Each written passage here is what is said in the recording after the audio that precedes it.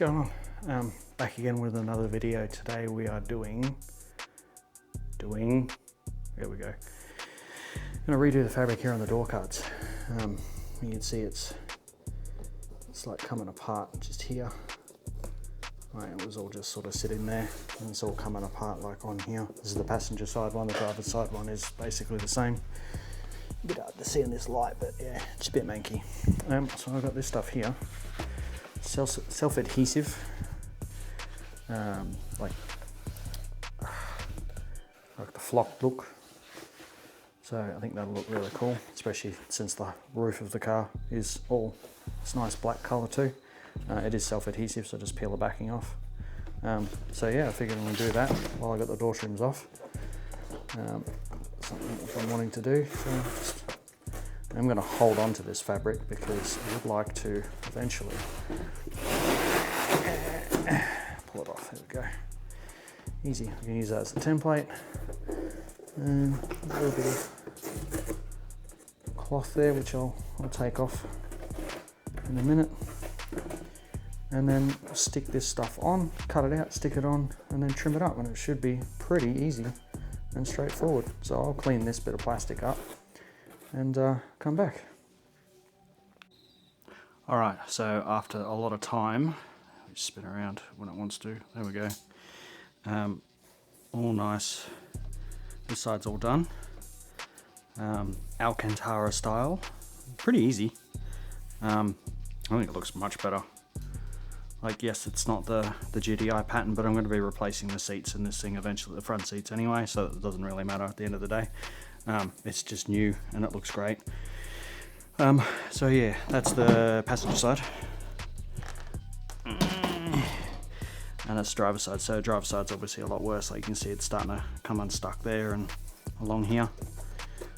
Side's not too bad around the handle, but it's bad along here. Whereas the passenger side was bad around the handle and wasn't too bad here. So I'm gonna set the camera up and do a little bit of time lapse and show you how I did it. So hang on with me, bear with me.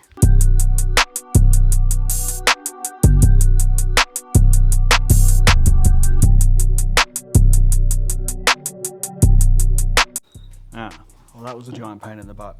It was a bit better than the other side though. In this section in here you can see it's brown. That's where it wasn't sticking. So everywhere else it was, you can see where it's not brown, like up here and over here, that's where it was sticking. All I used, it focuses on it, it's just a small flat blade screwdriver. Longer one is a bit easier, but better with two hands. The small one's better with one hand because it's just more compact. And while the edges are a little bit sharp, it didn't scuff the door trim at all. I just sort of held it along, as you saw on the slow-mo time lapse, and then I used the point to get around in all of the edges.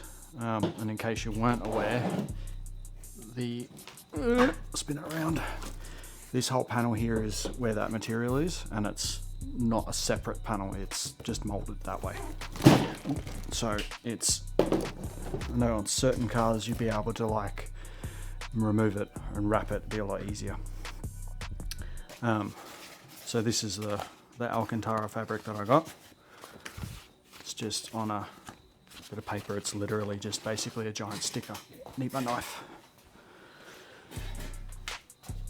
So similar to wrapping, you obviously want to make it bigger than what you need, which thankfully the roll that I got was the perfect width. So I just measured the length and then cut it in half.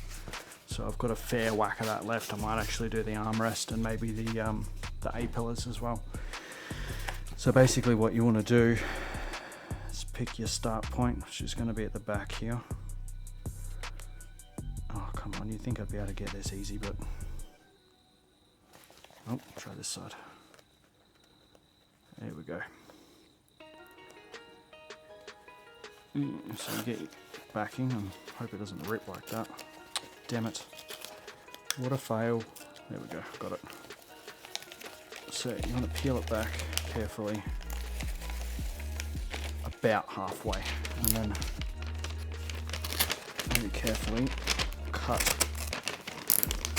This is blunt. definitely cut this off. Right. So then when you've done that, you've got a little bit of the adhesive overhanging. Check with the other side since it's not going to be sticky. And then basically just start, lift it up and smooth it around with your hand. And it does lift off a little bit easy, but it is quite sticky, so like that. Just tuck it in with my fingernail around that groove. Now you've got it tacked on. So get the other part and it ripped again. What a pain in the butt. There we go. So again, I'm about halfway. I'm just going to use my hand to smooth it out as I go, so that it's not going to, if it starts to crease, I can just quickly lift it off. And then last little bit. You don't have to get it into the grooves around where the door handle goes, because the door handle sits over it all, so it's not going to really matter. But you do want to try and get it sitting as nice as you can, because when you get to this front bit up here, over, see if I can zoom. It's not, there we go. Change it to there. It's still hard to see, but I'll try and get it sitting as flat as possible around this part here. It is a little bit stretchy. Sort of peel it off, lift it up, smooth it down like that. There we go. Tuck it in around this curved bit first, and then I can pull it. Fingernail again, just to tuck it in to make sure it's sitting all right, like that. So that's that done. Let's change. Oh, so professional. I'll leave it like that. So, next step. Now I use this, which I use for tinting. It's a gold card. It's a bit spongy. You probably use like a butter knife or something like that. So what I now do is I'll lift up bits and then use my tool here to just follow the contour and then rub it across it a couple of times.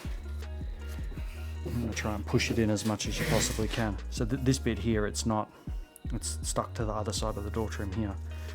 So if you just go push it, it'll put pressure on it and it'll eventually peel out. At the end of the day, I don't know the quality of this stuff, so it may just peel out eventually anyway. If it does do that, I'll probably just take it to an actual upholsterer and get them to do it, but for now this is fine. There we go. Start at this end. Just lift it up and tuck it in.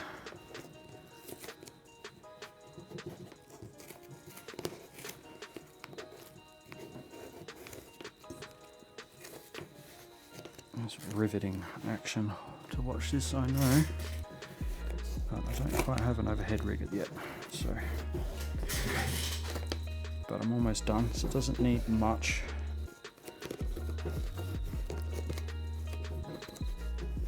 There we go.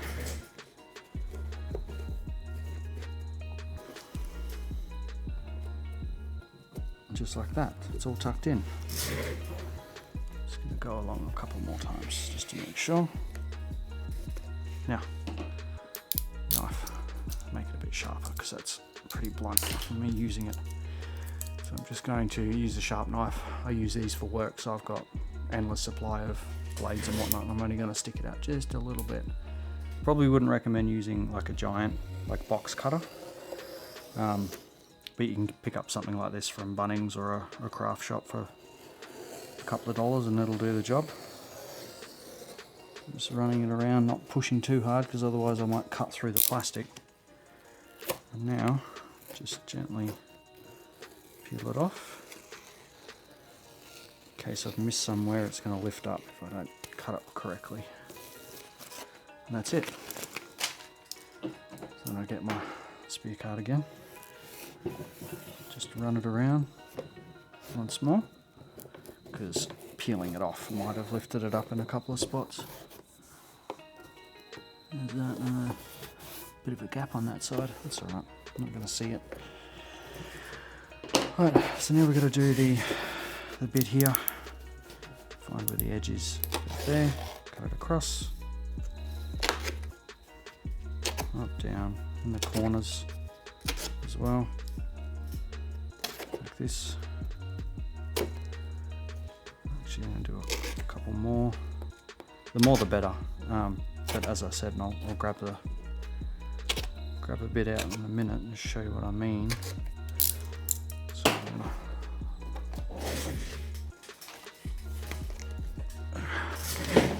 flip it over and then just push on the ridge and then fold it over.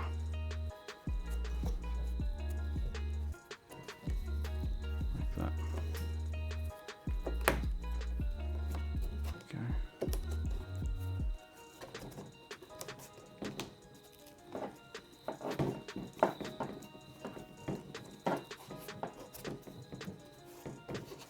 Just like that. So now I'll flip it around. Oh. Like that. Get that in frame.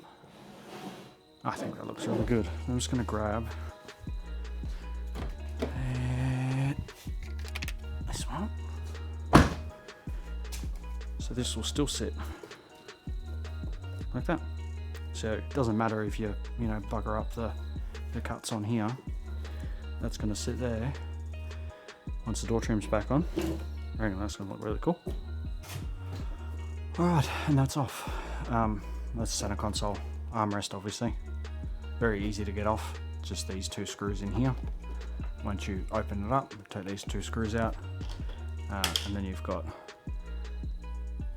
the stopper, whatever you want to call it, screwed on the side here. Those two screws come out, and then the latch. Those two screws come out, so it comes off really easy. Thankfully I already had my center console out because I was changing over my handbrake. Turns out someone had fitted the wrong handbrake because the button, you couldn't touch it, so I literally just smacked it on the ground and it went back in. So got my original handbrake back again. So you basically just want to sort of line up where you think it's going to use the least amount of excess, but I think I might do it this way. I'll go here, get one of there, a bit that way, so about there.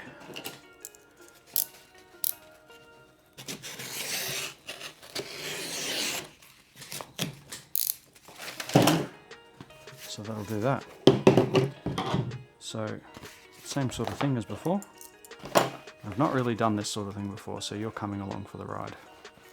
I mean, the door trims were literally the first time I've done that kind of thing, so actually, I'm just going to wing it this way.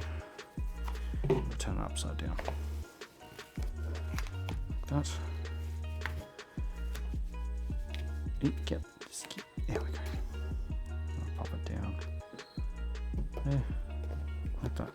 Flip them over. Looks pretty good. Already. So I'm curious as to how this stuff will go on these corners.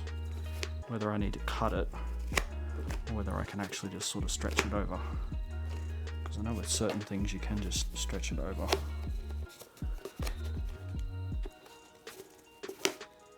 So I might have to put a little cut on the side there. It stretches quite well.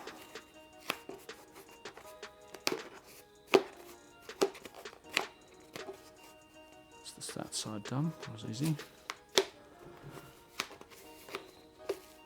Sort of some pulling it, stretching it, and then tucking it over.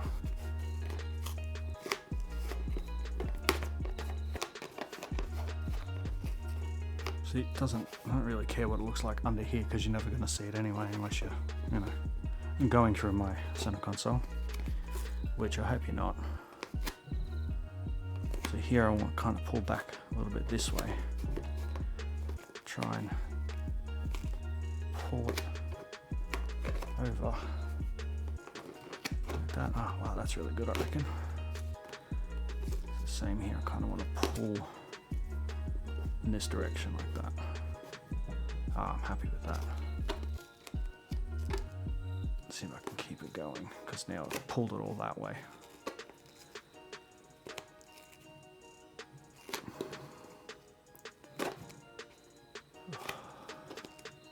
It's really friggin' hot today, and because I don't want you guys to hear that fan cranking the entire time, I've not turned the fan on. I'm going to keep going on this, use that fan, and I'll come back and show you the final product. And that's it, all done. I think that looks really good. It's all reattached. Yeah, some of the edges in here aren't too bad, aren't too good, I should say. Bit hard to see, but you know what? Closes fine, it's nice and smooth now. Yeah, I think that looks really good. So that's now that covered, the door trim's done. Just the handbrake. Bit of a story time, so I'll pop you off. We'll come over here. So what happened was, I had an opportunity the other day to go for a drive. Just took the GTi for a quick drive around the block. Fire, it's hot. The first time I'd driven the car since I drove it home well over a year ago. Brakes are sweet, they work really well. The steering feels great, but there was a knocking noise coming from the passenger side. I'll pop the photos up here, so as you can see on one side there's plenty of gap between the drop link and the subframe, but on the other side they're touching. So every time it was like my sway bar was moving around, it was literally moving from side to side. Spoke to a guy I know who runs a Petters, mentioned that, you know, that shouldn't do that, and probably the D bushes were too small, too big. So I managed to get under there and thankfully not have to take the subframe out completely, because that would have been the third time. I managed to have about this much space to fit in one of my open-ended spanners and undo the 12mm, get the bolt out and put the D bushes that came with my suspension kit from Malaysia. And this is what it looks like. So as you can see, one of them is bigger, that's 21mm. The smaller one's 19mm. So a stock GTi sway bar is 19mm. Once I put those D bushes in the correct size, there was no more lateral movement. The sway bar is how it's meant to be. As you can see, put the car back on the ground. The passenger side drop link is still closer than the driver's side.